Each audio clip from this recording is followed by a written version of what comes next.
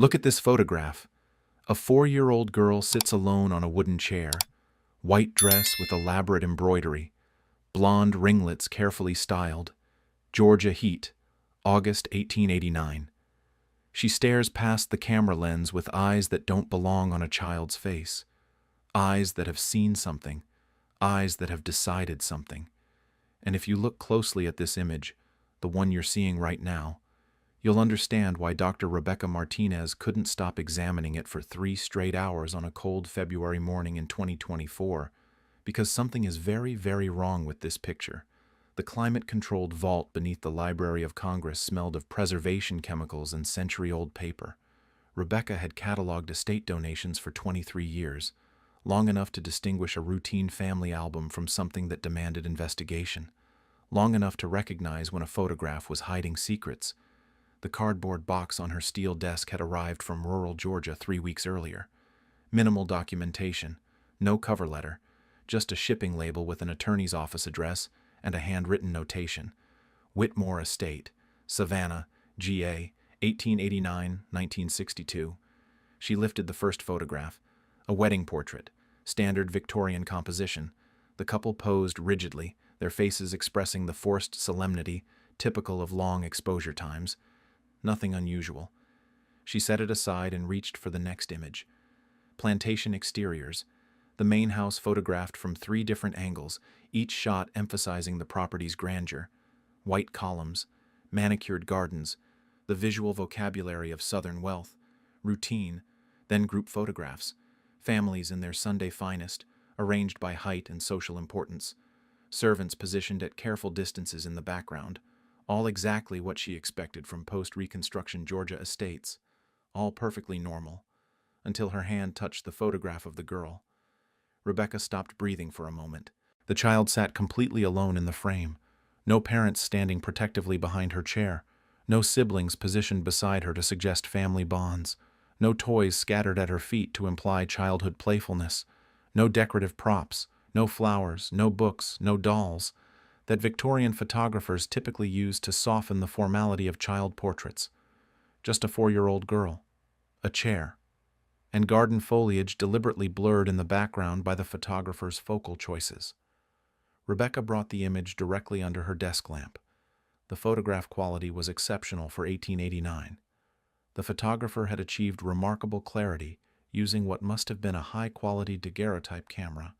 She could see individual threads in the dress embroidery, tiny imperfections in the wooden chair's grain, even subtle texture variations in the child's porcelain pale skin. The technical excellence meant this wasn't a cheap studio portrait for a middle-class family.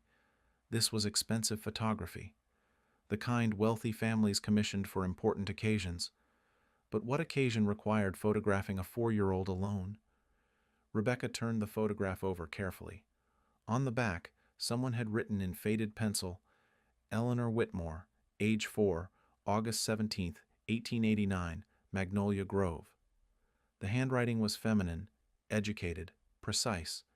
The date notation suggested this image had been important enough to document immediately. She opened her computer and typed Eleanor Whitmore, Magnolia Grove, 1889, into the library's historical database. The search algorithm processed for 3 seconds before returning a single result. Savannah Morning News, September 29, 1889. Page 3, Local News Section. Fire consumes Magnolia Grove Estate. 3 dead in blaze. Rebecca's pulse quickened. She clicked through to the digitized newspaper archive and read the brief article.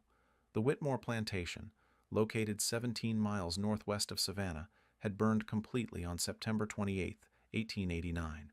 The fire had started around 2 a.m. and consumed the main house within 2 hours. 3 bodies recovered from the ruins. Charles Whitmore, estate owner, age 41. Margaret Whitmore, his wife, age 38. James Thornton, plantation overseer, age 52. Cause of fire: accidental, likely from kitchen embers left burning overnight. Rebecca calculated the timeline. August 17th to September 28th. 6 weeks. This photograph had been taken exactly 6 weeks before the entire estate burned to the ground and 3 adults died. She returned her attention to the image, this time examining it with the heightened scrutiny of someone who knew this child had been photographed shortly before a catastrophic event. Victorian superstition held that photographing children alone, without family, could bring misfortune. Had someone been concerned about Eleanor? Had this been a memorial photograph taken in anticipation of illness or danger? Rebecca positioned the image beneath her high-power magnifying lamp and leaned close. That's when she saw the first detail that made her skin crawl: the girl's hands. Eleanor's left hand rested on her lap, fingers splayed across the white fabric of her dress in a pose that appeared natural at first glance. But visible on her wrist, faint but definitely present, were linear marks, discolorations running parallel across the skin. Rebecca shifted the lamp angle slightly, and the marks became more defined under the different light. They continued up the forearm, disappearing beneath the dress sleeve. Rebecca had spent 5 years documenting progressive-era abuse cases for a joint project with the National Archives. She had examined hundreds of photographs showing evidence of child labor injuries, domestic violence, institutional neglect. She recognized bruising patterns immediately. These marks were bruises, multiple bruises at different stages of healing. But she needed confirmation. She needed to see what the human eye couldn't detect in a 135-year-old photograph. She needed spectral analysis. Rebecca carried the photograph carefully to the conservation lab on the vault's east wing. The high-resolution multispectral scanner occupied an entire wall of the temperature-controlled room. The machine cost $340,000 and could photograph historical documents using 12 different wavelengths of light, revealing details completely invisible under normal viewing conditions. She positioned Eleanor's photograph in the scanner's mount and programmed the capture sequence: visible light spectrum, ultraviolet, infrared, multispectral reflectance imaging. The process would take 45 minutes, during which time the scanner would create dozens of separate images that could be layered and analyzed. Rebecca went to the staff kitchen, poured coffee she wouldn't drink, and stared at the wall clock as the minutes passed. Her mind kept returning to the timeline. August 17th, September 28th, 6 weeks, 3 dead, 1 child photographed alone. When the scan completed, she rushed back to the lab and opened the image files on the analysis workstation. She started with the ultraviolet spectrum capture, which revealed organic compounds invisible to the naked eye. The bruising patterns appeared immediately. They were extensive, worse than she'd initially thought. Linear bruises crossed both wrists, not just one. The marks varied in color intensity when viewed under UV light, indicating different ages. Some were fresh enough to show as dark purple-black bands where blood had pooled beneath the skin. Others had faded to yellowish-green traces that normal photography wouldn't capture. The bruising pattern was consistent with restraint injuries. Someone had held this child's wrists tightly, repeatedly, hard enough to rupture small blood vessels and cause tissue damage that was still visible when this photograph was taken. Rebecca zoomed in on Eleanor's forearms. More bruising. Finger-shaped marks where someone had grabbed her. Defensive injuries on the outer edges of her arms where she'd tried to protect herself. This 4-year-old had been beaten. Recently. Systematically. And then someone had dressed her in an expensive white gown and photographed her like she was precious. But it was Eleanor Whitmore's eyes that truly made Rebecca stop and stare. She switched to the visible light spectrum image and enlarged the child's face until it filled her entire monitor. Victorian child photography typically captured blank expressions, the unavoidable result of long exposure times requiring subjects to remain motionless for 10 to 30 seconds. Children couldn't maintain genuine smiles for that duration, so their faces usually held an eerie vacancy that people mistook for innocent detachment. Eleanor's eyes held no vacancy. The technical term was thousand-yard stare, an expression typically associated with combat veterans who'd witnessed traumatic violence. The eyes appeared focused, but they were looking through or past their apparent target rather than at it. It was the visual signature of disassociation, the psychological mechanism humans use to mentally separate from unbearable present circumstances. But Eleanor wasn't just disassociating. Rebecca had examined enough trauma photographs to distinguish between different psychological states captured in static images. This wasn't just a child shutting down emotionally to survive something terrible. This was calculation. Eleanor's jaw was set with tension that created slight creases at the corners of her mouth. Her eyebrows, though barely visible in the photograph's faded detail, were drawn slightly downward in what facial recognition specialists called determination markers. And most tellingly, her eyes weren't focused on the camera or the photographer as Victorian portrait convention demanded. They were looking slightly past the lens, fixed on something or someone beyond the frame, with an intensity that didn't belong on a 4-year-old's face. Someone who had already made a decision. Someone who was waiting for the right moment to act. Rebecca zoomed back out and examined the full composition again. Now that she knew what to look for, she saw another detail she'd initially missed. There was an irregularity in the fabric of Eleanor's dress, a subtle puckering at waist level, barely visible but definitely present. The white fabric bunched slightly around an object that had been tucked beneath the clothing before the photograph was taken. The distortion was approximately 7 inches long and less than an inch wide. Linear, rigid, something solid pressed against the child's body and hidden by the dress fabric. Rebecca measured the visible portion of the bulge using the analysis software's dimensional tool. 7.3 inches. The width of the distortion suggested an object with a narrow blade and wider handle. The positioning, tucked horizontally at waist level, was consistent with concealment rather than accidental placement. In the photograph you're seeing right now, Eleanor Whitmore is hiding something under her dress, something she brought with her to this portrait session, something she didn't want the photographer or anyone else to notice. Rebecca pulled up the newspaper article again and reread it carefully. Charles Whitmore, estate owner. Margaret Whitmore, his wife. James Thornton, plantation overseer. All dead. Cause listed as accidental fire from kitchen embers. But Eleanor wasn't listed among the deceased.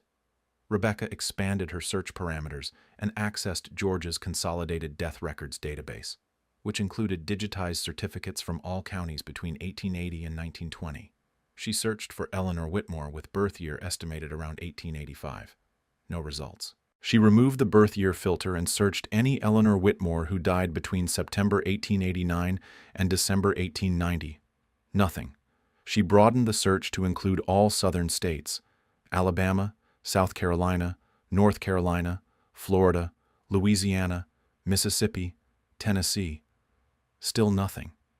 The child had simply vanished from official records on the night of September 28, 1889, the same night 3 adults burned to death and Magnolia Grove estate was consumed by flames that authorities declared accidental.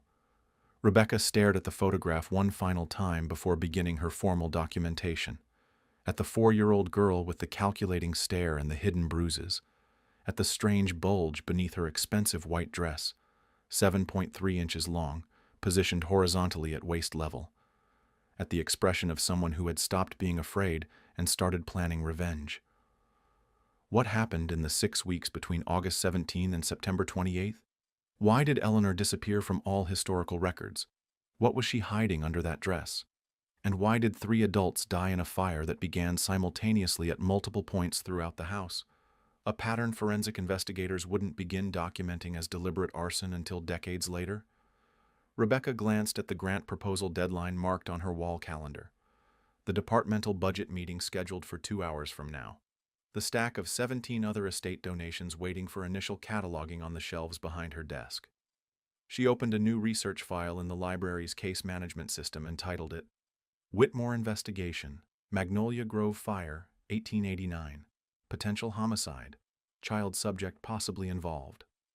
Everything else could wait, because this photograph wasn't documenting a child. It was documenting evidence. And Rebecca Martinez was about to discover that the innocent-looking 4-year-old girl staring past the camera had taken this portrait 3 days after stealing a 7-inch kitchen knife from the plantation cookhouse and hiding it inside a crack in her bedroom wall. 3 days before she waited until 2 a.m. on September 28, 1889, retrieved that knife, and used it to ensure that Charles Whitmore, Margaret Whitmore, and James Thornton would never hurt her again.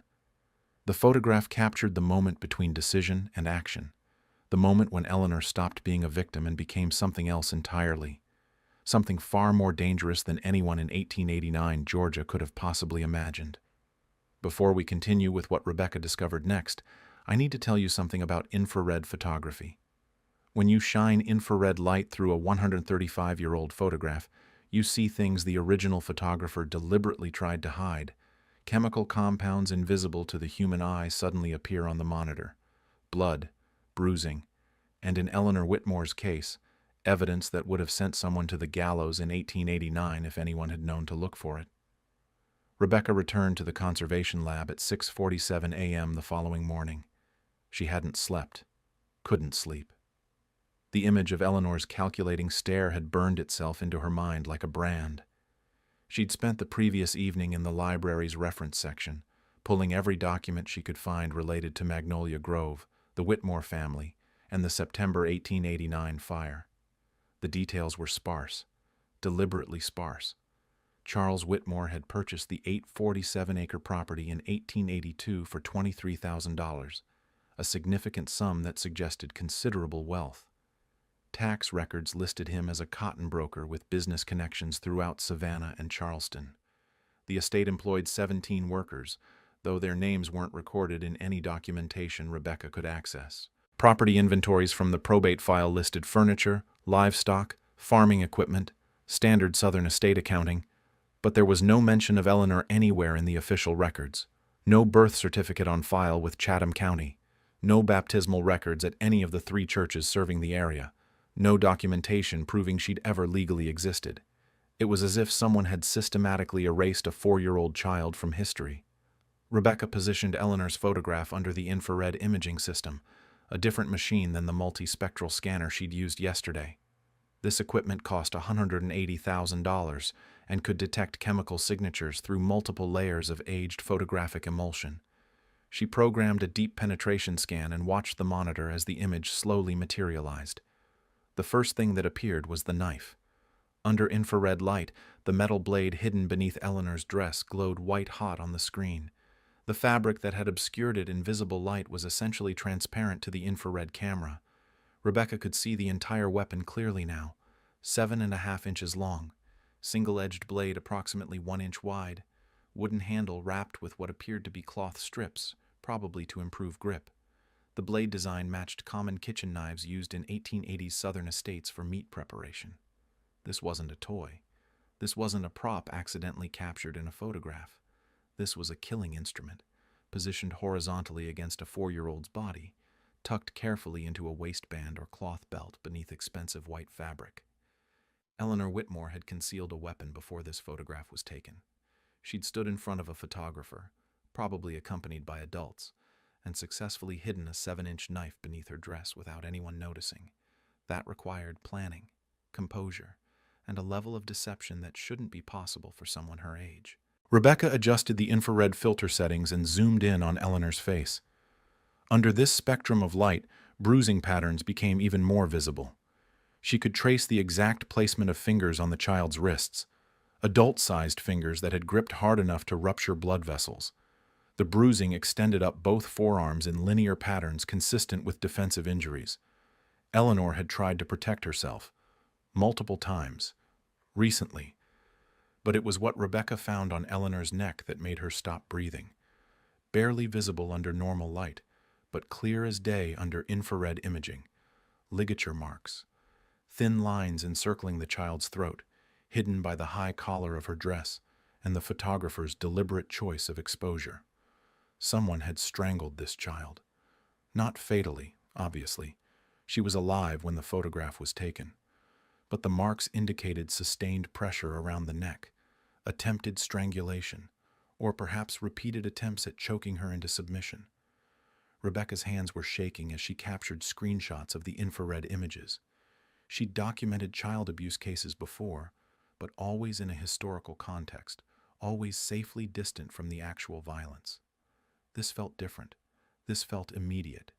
She was looking at evidence of attempted murder, hidden in a photograph for 135 years, waiting for someone to notice.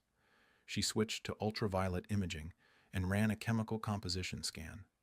UV light revealed organic compounds that had soaked into the photograph's emulsion over time.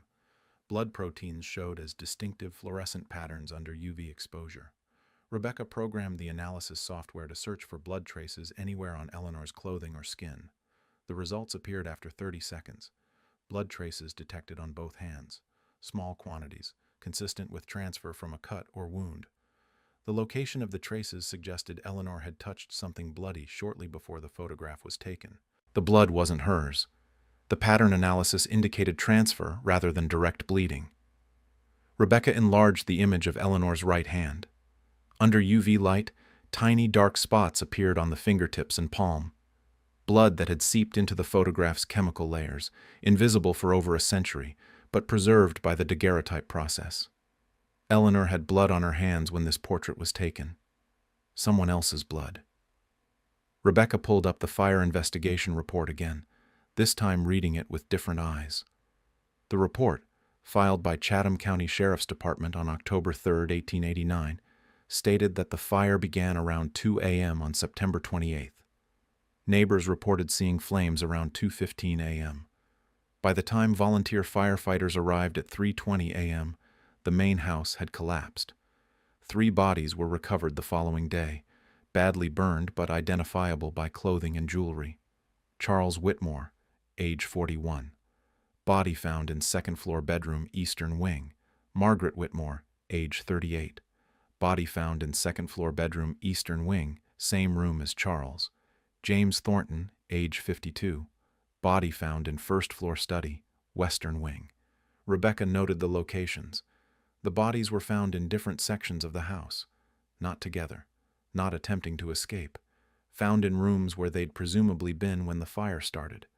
She searched for the coroner's report, found it buried in an auxiliary file, 3 pages of handwritten notes dated October 5, 1889. Dr. Samuel Breckenridge, county coroner, had examined all 3 bodies. His findings were disturbing. Charles Whitmore, extensive burning post-mortem, evidence of sharp force trauma to chest and abdomen, likely from collapsing timber. No evidence of smoke inhalation in remaining lung tissue. Margaret Whitmore, severe burns obscuring most physical evidence, possible trauma to skull, difficult to determine if ante or post-mortem. No clear evidence of smoke inhalation. James Thornton, burns less severe than other victims, body partially protected by collapsed desk, evidence of laceration to throat area, possibly from falling debris. Minimal smoke inhalation detected. Rebecca read the report 3 times, focusing on specific phrases. No evidence of smoke inhalation. Laceration to throat area. No clear evidence of smoke inhalation. People who die in fires die from smoke inhalation before they burn. Their lungs fill with toxic gases. They lose consciousness. Then the flames consume them. But according to Dr. Breckenridge's examination, at least 2 of the 3 victims showed no signs of smoke inhalation, which meant they weren't breathing when the fire started. They were already dead. Rebecca's pulse hammered as she cross-referenced the fire marshal's notes. The marshal, William Carruthers, had documented 4 separate points of origin for the fire: kitchen hearth, dining room, study, second-floor bedroom hallway. The official conclusion stated, multiple ember sources left unattended, coincidentally igniting at approximately same time. But Rebecca had studied enough arson investigations to recognize the pattern. 4 ignition points scattered throughout a house don't happen accidentally. That's deliberate fire setting. That's someone moving from room to room, starting blazes in calculated locations to ensure maximum destruction. Someone had murdered 3 adults and then burned the house down to hide the evidence. And Eleanor, 4 years old, covered in bruises, with blood on her hands and a knife hidden under her dress, had vanished the same night without a single record of her death. Rebecca pulled up the infrared image of Eleanor's face one more time. Those eyes staring past the camera. That expression of calculated determination. The knife pressed against her small body. The blood on her hands. The ligature marks on her neck. This photograph wasn't taken to commemorate childhood innocence. It wasn't a family portrait or a memorial image. This photograph was taken 3 days before the fire. 3 days before 3 adults died and Eleanor disappeared, which meant this photograph documented premeditation. Rebecca zoomed in on Eleanor's eyes until they filled her entire monitor. She examined every pixel, every subtle variation in the photographic grain. And then she saw something she'd missed before. Something so small it was barely detectable, but clear enough under maximum magnification. Reflected in the surface of Eleanor's eyes, captured by the daguerreotype's exceptional detail, was a faint image. A figure standing behind the camera. Tall, adult-sized, wearing dark clothing. Rebecca adjusted the contrast and sharpened the reflection. The figure became slightly more defined. A man, middle-aged, judging by posture. He was holding something in his right hand, something long and thin, a cane, perhaps, or a switch. And Eleanor wasn't looking at the camera. She was looking at him. Rebecca saved all the enhanced images to her secure research drive and printed copies for physical documentation. She needed to talk to someone. She needed expertise beyond her own. She needed someone who specialized in 19th century criminal investigations and forensic analysis of historical evidence. She checked the staff directory and found what she needed. Dr. Marcus Webb, forensic historian at the Smithsonian's National Museum of African American History and Culture. His specialty, reconstructing criminal cases from the slavery era and Reconstruction period using modern investigative techniques. Rebecca composed an email, attached the enhanced photographs, and included her preliminary analysis. She kept the language clinical, professional, detached. But her hands were still shaking when she hit send at 8:33 a.m. The reply came back in 11 minutes. Dr. Martinez, can you meet today? This is urgent. I think I know who Eleanor Whitmore became. Monsieur Webb. Dr. Marcus Webb's office at the Smithsonian occupied the third floor of a building that smelled like old books and preservation chemicals.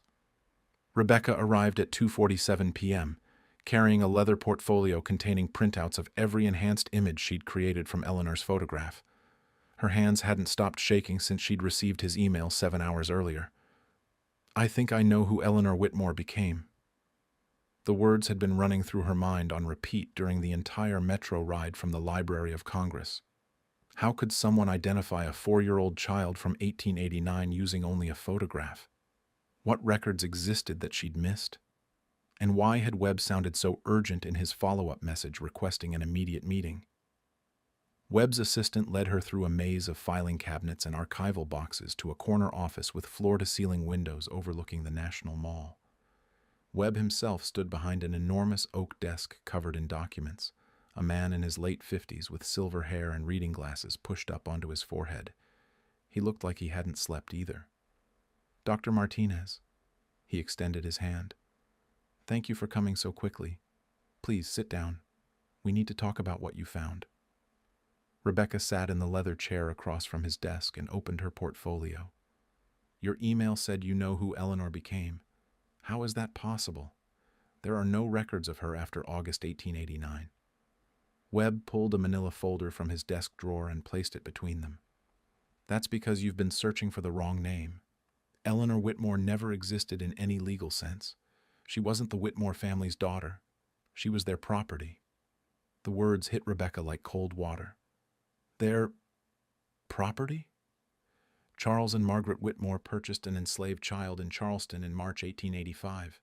The bill of sale lists her as girl child, approximately 6 months old, healthy. No name recorded. No parents listed. Just a price, $45. The child was mixed race, light-skinned enough that the Whitmores could pass her off as white if they chose, which they apparently did.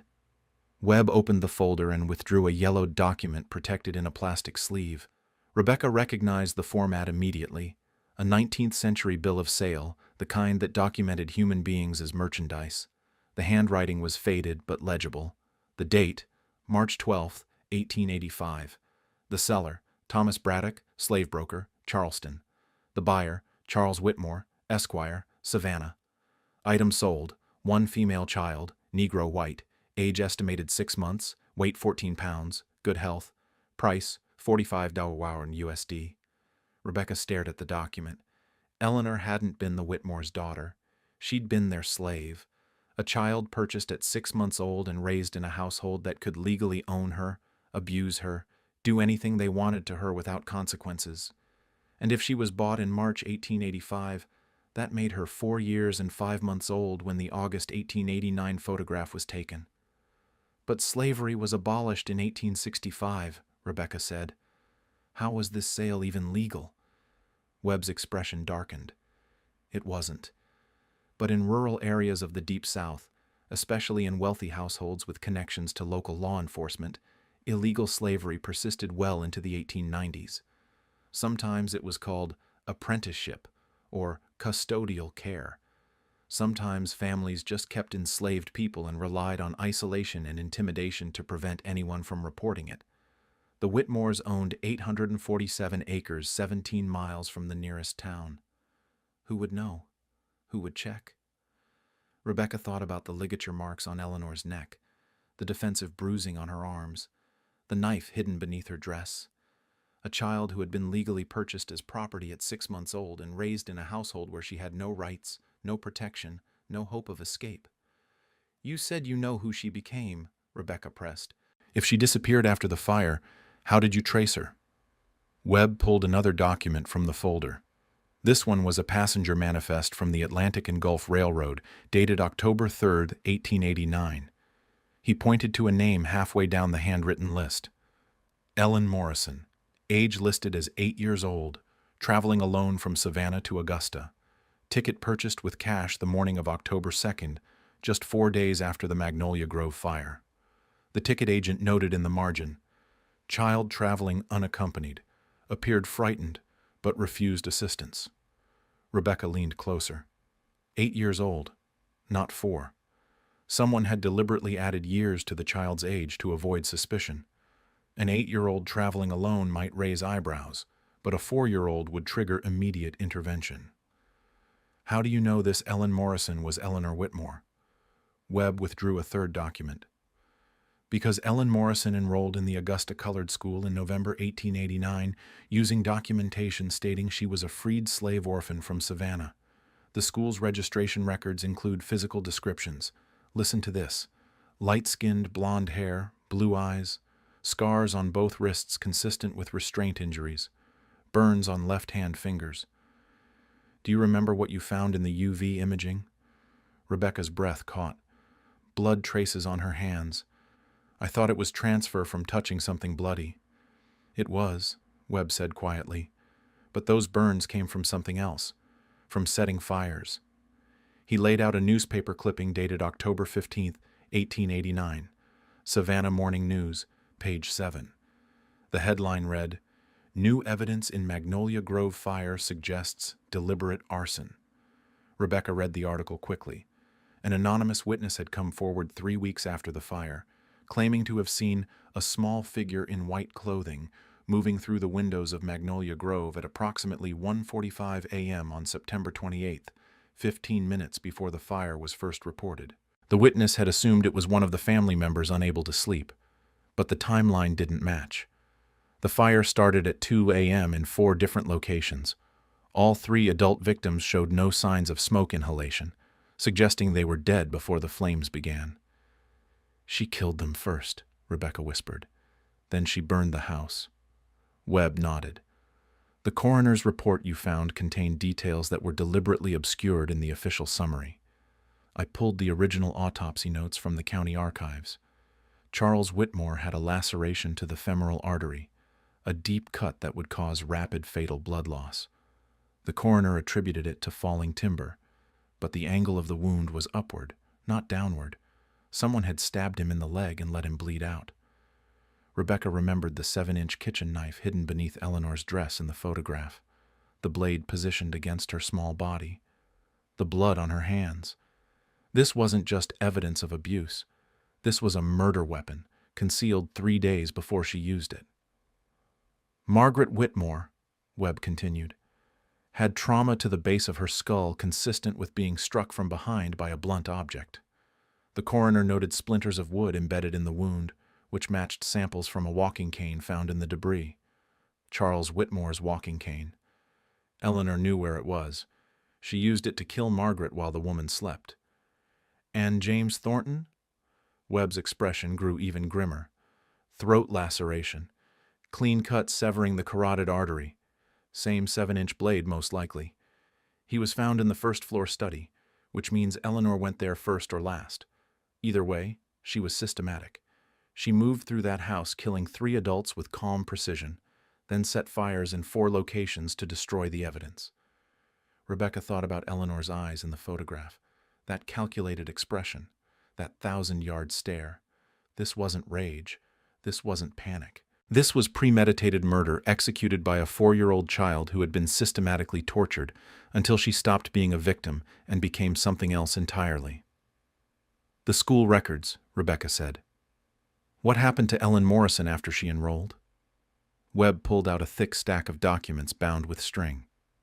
She stayed at the Augusta Colored School for 7 years. Teachers' notes describe her as exceptionally intelligent but emotionally distant. She never spoke about her past, never made close friends, excelled at academics, particularly mathematics and reading. In 1896, at age 15, she left Augusta and disappeared from official records again. He withdrew another document. She reappeared in Portland, Oregon in 1902 under the name Ellen Wesley. She'd become a school teacher, married a man named Robert Wesley in 1904, had no children. In 1918, during the Spanish flu pandemic, her husband died. She continued teaching until 1957, when she retired at age 72. 72? Rebecca calculated quickly. That would make her birth year 1885. The timeline matches perfectly. Webb nodded. Ellen Wesley died in 1962 at age 77. She left behind a small estate, some personal belongings, and one item that's particularly relevant to our investigation: a leather-bound journal containing entries dated from 1920 to 1961. The journal was donated to the Oregon Historical Society in 1963 by the executor of her estate. I had it pulled from their archives yesterday after seeing your photographs. He placed a photocopied page on the desk. The handwriting was elderly but still precise. The date at the top read, September 28, 1961. 72 years ago today, I did what needed to be done. I was 4 years old. People who hear this would call me a monster. They would say no child should be capable of what I did. But they don't understand what happens to a child when every adult in their world becomes a source of pain. When the only way to survive is to stop surviving and start fighting back. Charles used me in ways I still can't write about. Margaret knew and did nothing. Thornton participated. All 3 of them. I was 4 years old, and I belonged to them. They could do anything they wanted. No one would stop them. No one would save me. So I saved myself. I stole the knife on August 14th. I hid it in a crack in the wall behind my bed where they couldn't find it. For 3 days, I planned. I memorized their schedules. I knew Charles kept whiskey in his study and would drink himself unconscious most nights by midnight.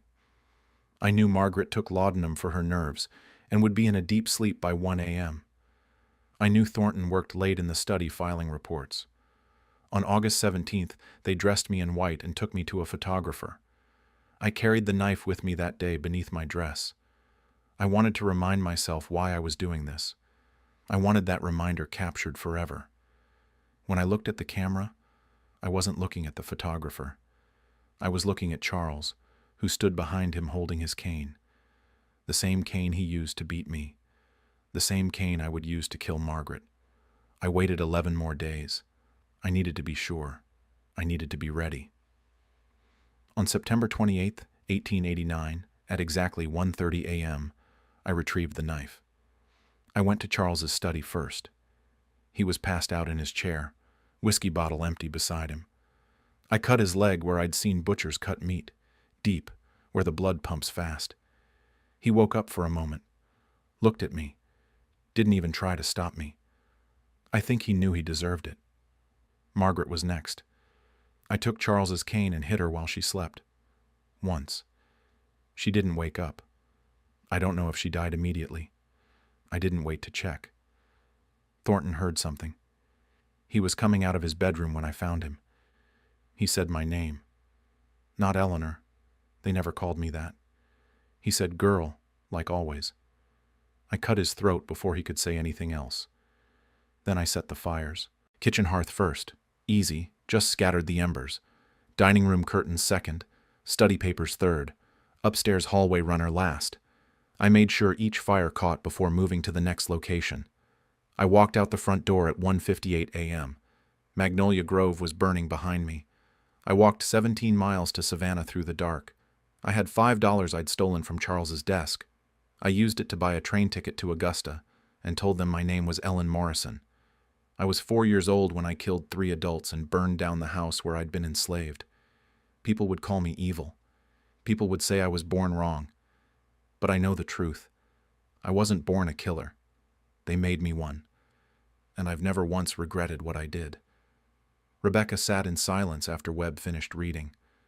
The afternoon sun slanted through the office windows, casting long shadows across the desk.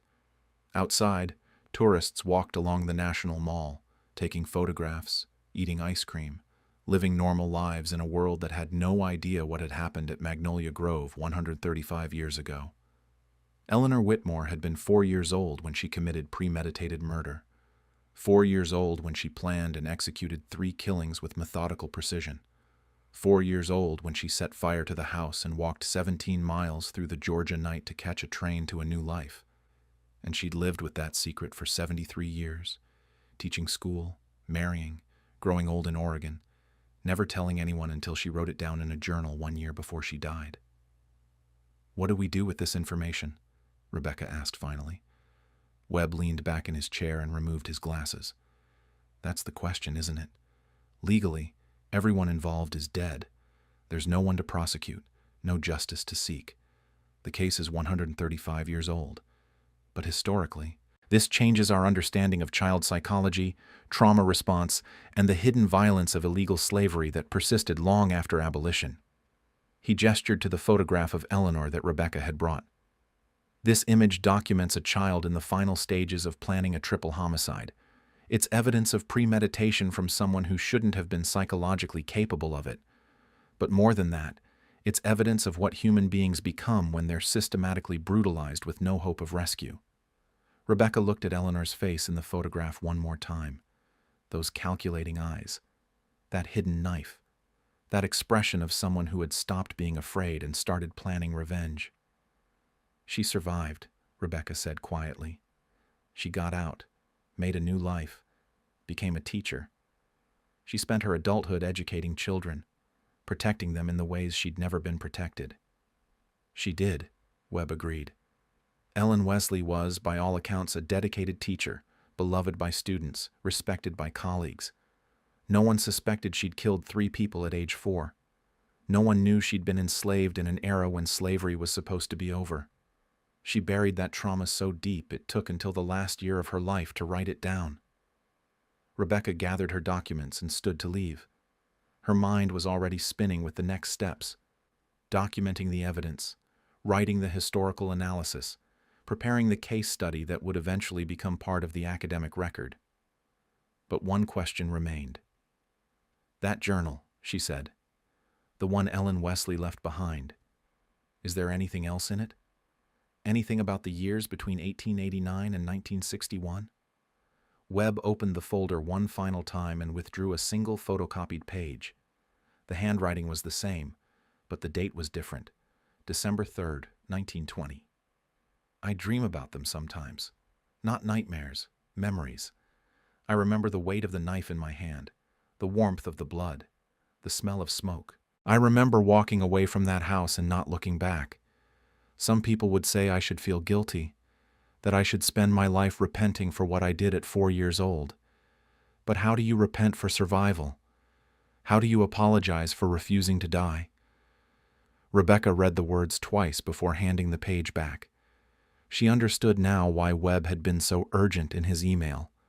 This wasn't just a historical case study. This was evidence of something far more disturbing. A child so brutalized that murder became self-defense.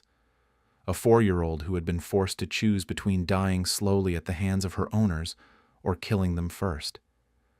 Eleanor Whitmore had made that choice, and she'd lived with it for 73 years, carrying the weight of 3 deaths and the secret of her survival until she finally wrote it down in a journal that would eventually make its way to researchers like Rebecca, who would understand what the photograph had been documenting all along.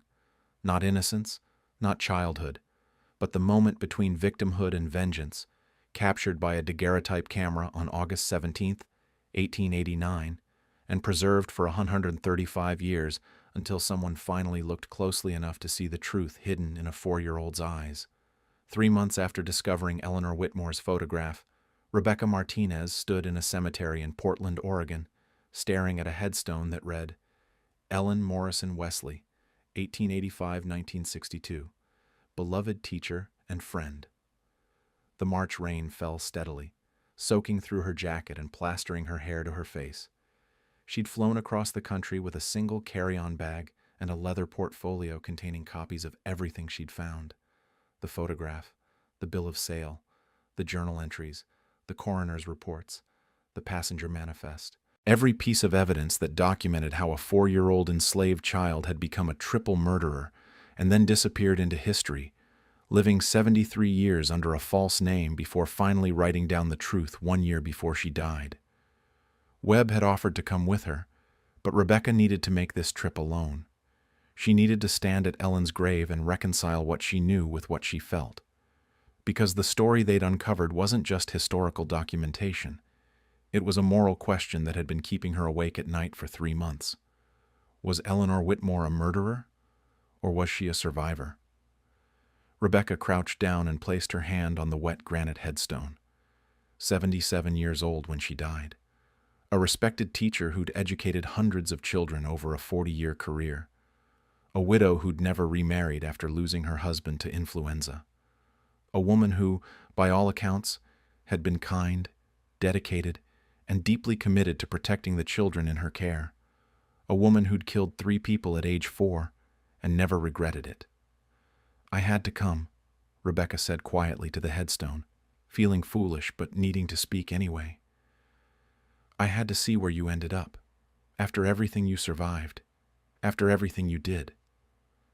The rain continued falling. The cemetery was empty except for Rebecca and the rows of silent graves stretching in every direction. She pulled Ellen's journal entry from her portfolio, protected now in a waterproof plastic sleeve, and read it again for perhaps the 100th time. I wasn't born a killer. They made me one. Rebecca had spent 3 months researching child psychology, trauma response, and the development of moral reasoning in extreme circumstances.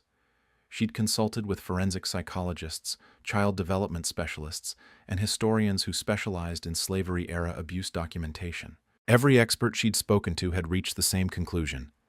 Eleanor Whitmore should not have been capable of what she did. 4-year-old children don't possess the cognitive development required for premeditated murder. They can't plan multi-step actions days in advance. They can't execute complex strategies that require understanding adult schedules, anticipating reactions, and systematically eliminating targets while managing their own emotional state enough to avoid detection. Except Eleanor had done exactly that, which meant either the experts were wrong about child development, or Eleanor Whitmore had been fundamentally altered by her circumstances in ways that shouldn't be possible. The abuse she'd suffered, sexual violence documented in her journal, physical torture evidenced by her scars, psychological manipulation that came from being owned as property, had somehow accelerated her cognitive development or bypassed normal limitations entirely. She'd learned to survive by learning to kill. Rebecca stood up and walked to a nearby bench beneath a sheltering oak tree. She pulled out her laptop and opened the file containing her research notes. Over the past 3 months, she'd discovered additional information about Ellen Wesley's life that painted a more complete picture of who she'd become after escaping Magnolia Grove. School records from the Augusta Colored School described her as exceptionally bright but emotionally reserved. She'd excelled in every subject, particularly mathematics and reading. Teachers noted that she never spoke about her past and showed no interest in discussing family or childhood memories. She had no close friends during her 7 years at the school, preferring to spend free time reading alone in the library. In 1896, at age 15, Ellen had left Augusta and disappeared from records for 6 years. Rebecca had traced her movements through employment records and city directories. She'd worked as a domestic servant in Atlanta, then as a factory worker in Baltimore, saving money with methodical discipline. By 1902, she'd accumulated enough savings to enroll in a teacher training program in Portland, Oregon, about as far from Georgia as she could get while remaining in the continental United States. She'd graduated top of her class in 1903 and immediately secured a teaching position at a Negro school in Portland's Albina neighborhood.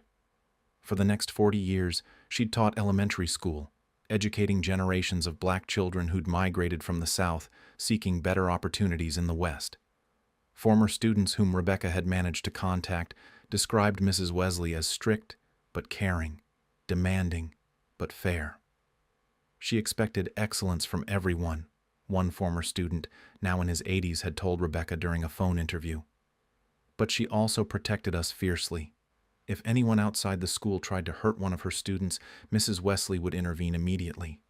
I remember a white storekeeper who refused to serve one of my classmates.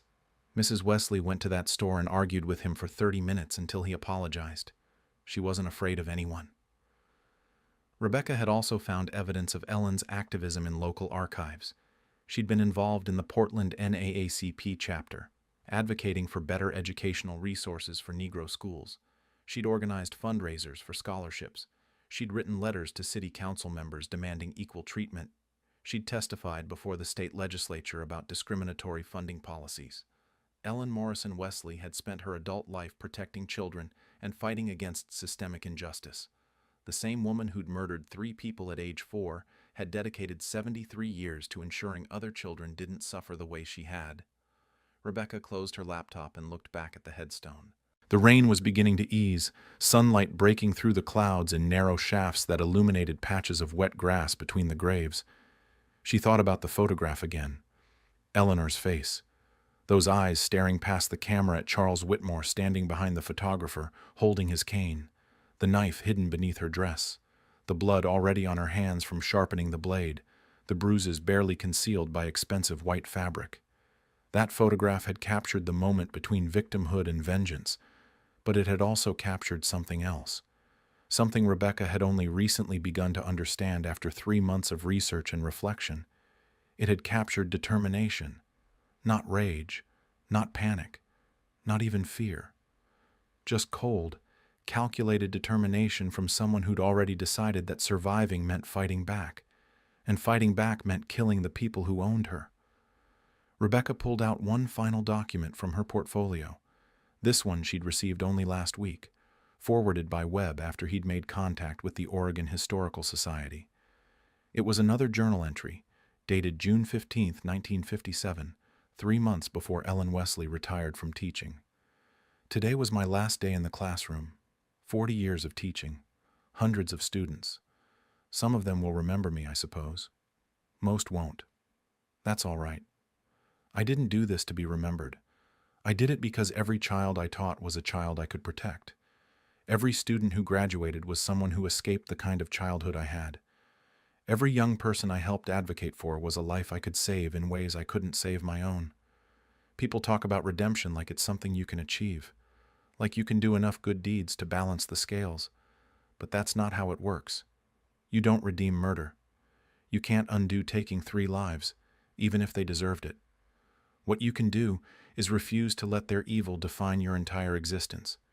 You can choose what comes after survival. You can decide that living means more than just breathing. It means protecting others from the kind of monsters that created you. I've spent 73 years being Ellen Morrison Wesley, being a teacher, being an advocate, being someone children could trust. It doesn't erase what I did at 4 years old. It doesn't mean I've somehow earned forgiveness. But it means that Eleanor Whitmore, that terrified, tortured child who stole a knife and walked away from a burning house, didn't become the monster they tried to create. She became a teacher instead. Rebecca read the entry twice, then carefully returned it to the protective sleeve. She stood up from the bench and walked back to Ellen's grave, kneeling on the wet grass beside the headstone. "I understand now," she said quietly. "You weren't trying to escape guilt. You were trying to escape becoming what they would have made you if you'd stayed. You chose survival, and then you chose who you'd become after surviving." The sun broke through the clouds completely now, warming Rebecca's face and beginning to dry the rain-soaked grass. She placed her hand on the headstone one final time.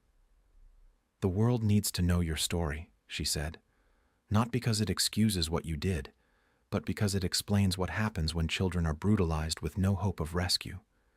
It shows how illegal slavery persisted decades after abolition.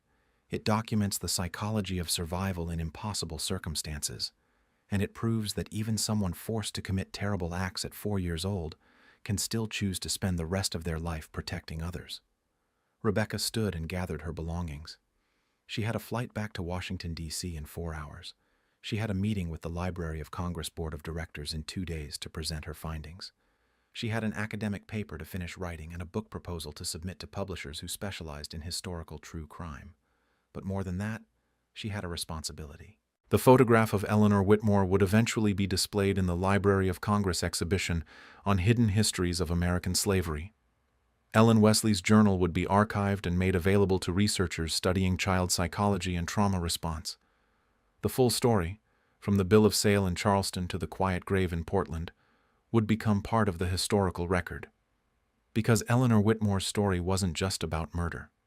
It was about what human beings become when every institution designed to protect them instead enables their destruction. It was about the hidden violence that persisted long after slavery was legally abolished. It was about a 4-year-old child who made an impossible choice and then spent 73 years proving that survival doesn't have to mean becoming the monster other people tried to create. As Rebecca walked through the cemetery gates toward her rental car, she thought about the photograph one last time. Those eyes staring past the camera with cold determination, the knife hidden beneath white fabric, the bruises barely concealed, the blood already on her hands. That image would haunt people who saw it.